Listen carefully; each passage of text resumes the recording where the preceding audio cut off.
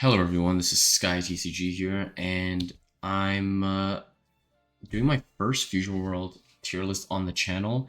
I thought this would be pretty good before we head to the January event that's going to go on the 18th and 19th, where we'll get some set 5 stuff and the finals for set 4. So I'm just going to give you, I have a couple of hot takes, I'd say, but I'm mostly just going to be talking about probably like 7-8 decks that I feel like can do some damage. The rest are kind of just there. There are a couple also that have like a surprise factor to them. But yeah, I guess we'll get to it, and I think I'm just gonna quickly just go through the tier lists real quick. Let me just update that. All right, so here's the tiers. We have meta defining, we have top 16, top 32, surprise factor, and rogue locals. So the surprise factor is ones that could possibly make it to like a top 64. But to reach the top 32, it gets a lot harder once you start going like what 5-0, 6-0. You're just gonna start getting some really good players in regionals or nats. So let's start off here with starter queue. This is a rogue locals deck. I don't think there's anything else to really say about this. This deck was actually really good in set 1 and set 2 in my opinion, and it just fell off. I'm gonna put Vegeta in top 32. I think this deck can be top 32. I think the reason why it's not in top 32s as of right now is because not only are the other blue decks at the moment better than blue Vegeta, but a lot of blue Vegeta players are just playing the other blue decks. The thing with the other blue leaders, you guys gotta understand, is that it's the blue pool that's making them also really good, not just the effects itself. So yeah, I'd say you can be a top 32. Broly, yeah, Broly is definitely a rogue deck at the moment. Unfortunately, I know a lot of people are Broly fans, and you know they would love to have that back. But as of right now, Broly is a rogue deck. Same thing with Frieza. I know Yellow has the thing with Yellow is it has a pretty good pool, but it's kind of gated right now through that Jiren matchup. That's gonna obviously change for next set in set 5, but as of right now, Frieza has been getting some support. This set, it did get some in set 4. I could see Frieza eventually getting back to a surprise factor or a top 32 for sure. I can definitely see that. But as of right now, again, Rogue. U7, I'm actually gonna put in surprise factor. I think there are some weapons this deck has that could surprise people, and that's why it's again on this list. Again, surprise factor doesn't necessarily mean you'll make top 64, but it could surprise a meta deck. And how it could do that is the constant aggro that it can push out, especially with the fact that it now has that 6-cost MUI Goku that negates an attack, and also that 5-cost Goku Frieza card. I think it's just called Frieza or something, but yeah, it's the Goku Frieza card. That's also really good in U7, so it did get some support in set 4, but yeah, surprise factor for sure. Like if you were just to randomly play one and you haven't played one since set 2, you're kind of just like, whoa, okay, I'm kind of getting run over here, which could happen. But yeah, Beerus. I'm actually gonna put Beerus in top 16. I still think Beerus is pretty good. It's not meta defying in any sort of way. It's not like last set where I thought Beerus was a top 3 deck, but yeah, I do think it's still really good. There is a deck in the same color that I actually think is better, but we'll discuss that when we get there. All right, this to me is the definition of a surprise factor deck.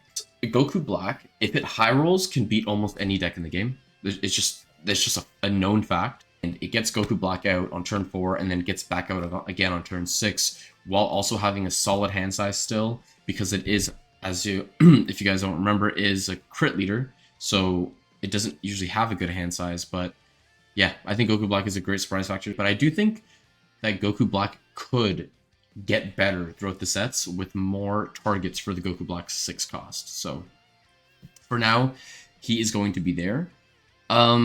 Trunks is a weird one. I don't have too much knowledge on this. I'd actually like if you guys were to comment in the down below on Trunks here. I know a lot of Japanese players like to play Trunks.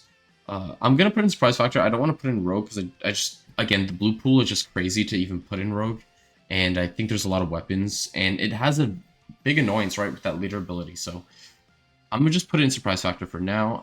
Droids is meta defining in my opinion. to me, it is one of the top 3 decks in set 4. You are changing your decks because of androids in some sort of way, and it's been the best green deck since Broly in set 1. So, yeah.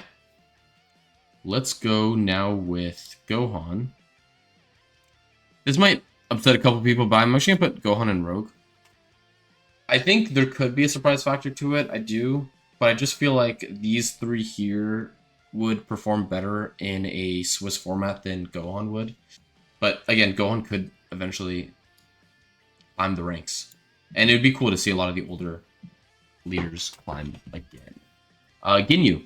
So Ginyu is definitely a rogue leader, but he's getting a lot of support, I believe, for set 5 because there are Ginyu Force. I believe there is a new Birder, a new Raccoon, and then there's some Frieza Army stuff too. So Ginyu could, we don't know, but Ginyu could eventually become a pretty good deck. Cooler, let's put down here. Actually, it would be cool if we actually made a new list, right? Okay, so we actually made a new list, and we're putting Cooler on the bottom of this.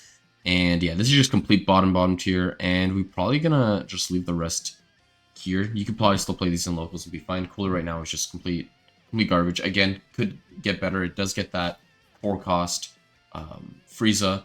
I just believe that new 4-cost Secret Rare Frieza in set 5 is better in 3 other yellow decks than Cooler first. So if it was leader locked to Cooler or to Frieza, then we're talking, you know, Cooler may be getting something, but every yellow deck got buffed with that Secret Rare, so it stays here.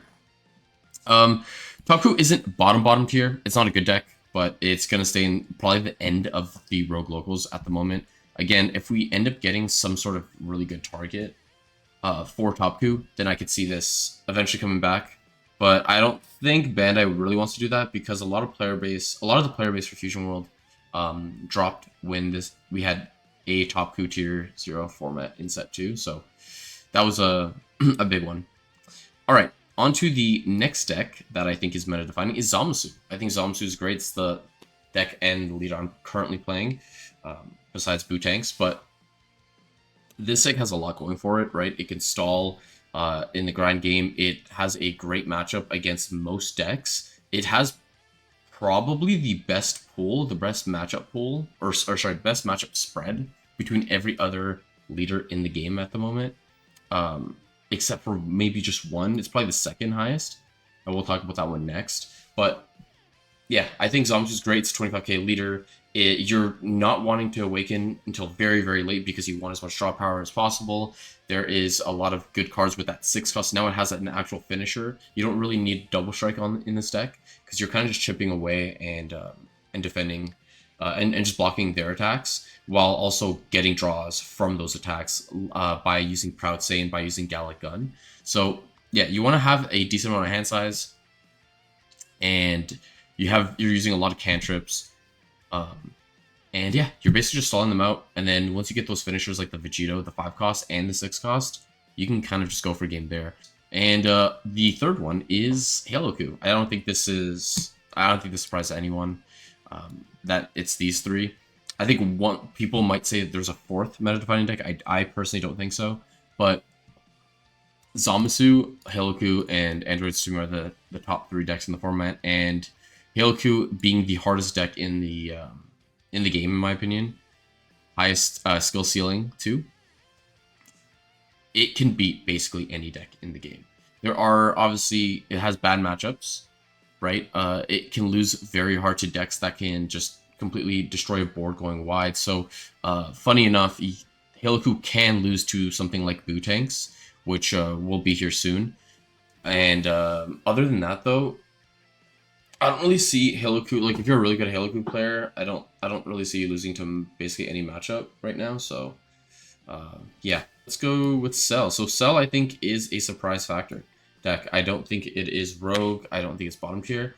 The issue with Cell is not that the actual like cards it has are bad. It's the fact that it has no early game and no board presence, and it just gets run over before it gets to 8 energy.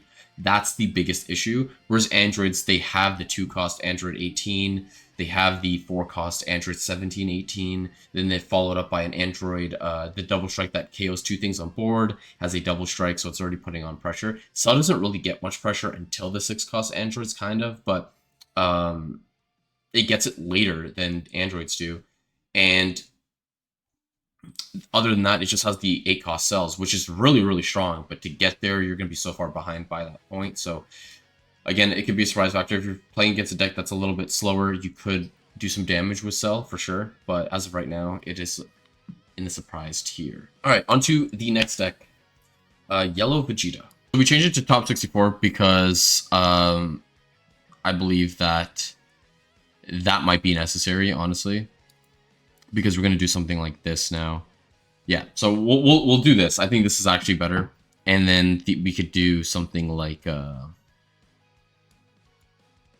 Vegeta doing top 64. Yeah, we can do that. So if we did change a little bit, I think it's better off this way. And yeah, so about Yellow Vegeta, he's getting actually a new 2-cost event, or 2-cost extra in set 5.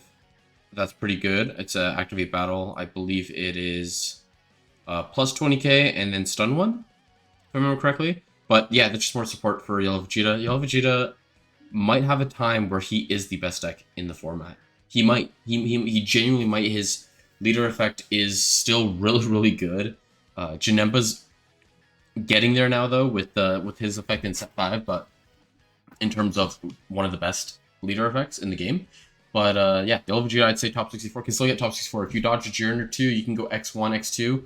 You can get top 64 with X2. So yeah, definitely Yellow Vegeta in top 64.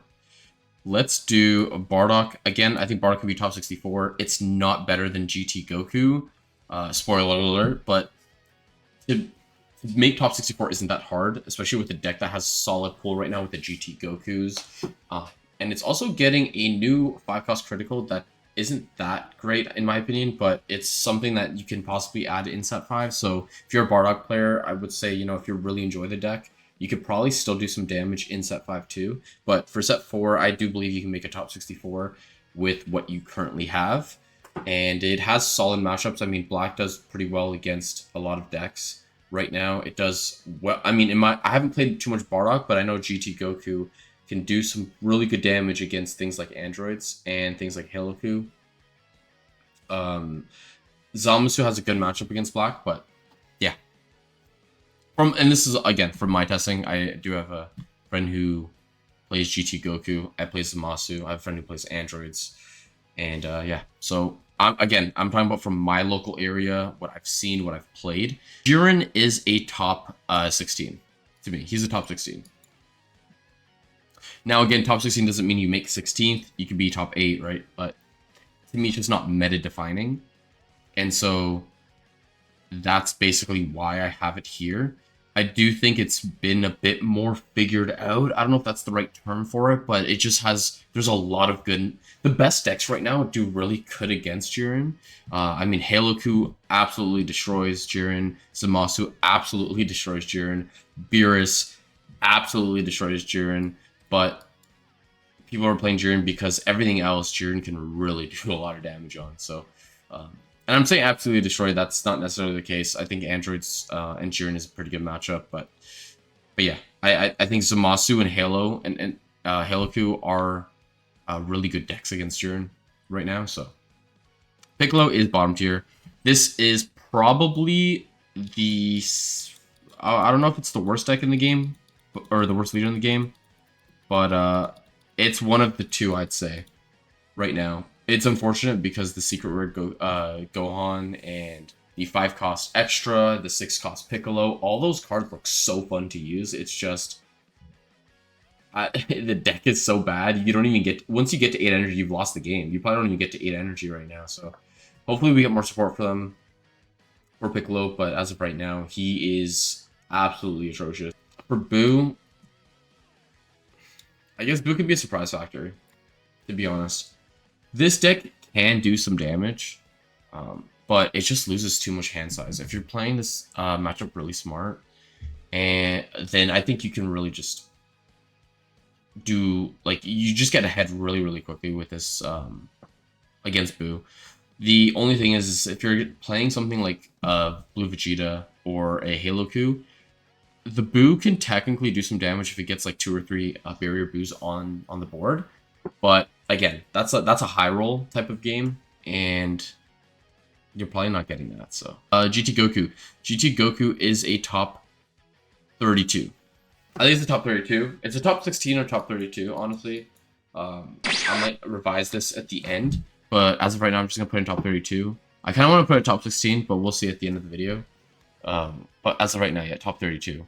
I think it's a pretty good deck. Daimaku, I think Daimaku is actually top 16. And I'm going to actually devote Beerus to top 32. This is going to sound... Okay, this is going to be the hot take for sure. I think Daimaku is actually better than Beerus. I think it's a more balanced leader. I think it not only is better at board breaking than Beerus, but it's also better just in the sense of being able to KO something like a combo and then being able to up power on something on your board that's able to swing into like the sweet spot. So for example, if you have something on the 30k realm, like that Super Saiyan Blue Goku that on 30k draw a card when attacking, you can obviously get that to a 35, and that's the sweet spot against 20k leaders. So there's a lot of things that Daimaku, it's more flexible than Beerus, and it's also just has better hand size because it's not a crit leader. So I do think Daimaku is slightly better than Beerus at the moment, but that's just from what I've played and what I've tested. Okay, so Vegeta here. This is the Diamond Vegeta. This is the second worst deck, or it's probably the third worst deck in the game. I can't say it's the worst because it still has the blue pool. It's still going to be better than Piccolo and Cooler, in my opinion, but yeah, there's nothing much to talk about. It's a bottom tier leader. U7Ku is surprise factor right now. This deck I actually expected to do really well, even though it didn't draw and flip, and it doesn't draw once it's already awakened. But I thought this deck was, or I thought this leader was going to do something, but currently it hasn't. Maybe it will for next set, but as of right now, surprise, it could win games. It has that 6-cost Goku. It also has the 5-cost Goku Freeze that we were kind of talking about with Universe 7. But like, for an example, if Universe 7 were to versus UI Goku, I still think the Universe 7 would win. I know that might be a hot take, I don't know.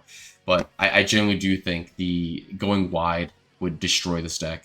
Because it would, like, UI Goku relies heavily on having multiple top-end cards, you know, on their board. One of them specifically being the Secret Rare, so they can negate one, and then the second one could be off of the Goku itself.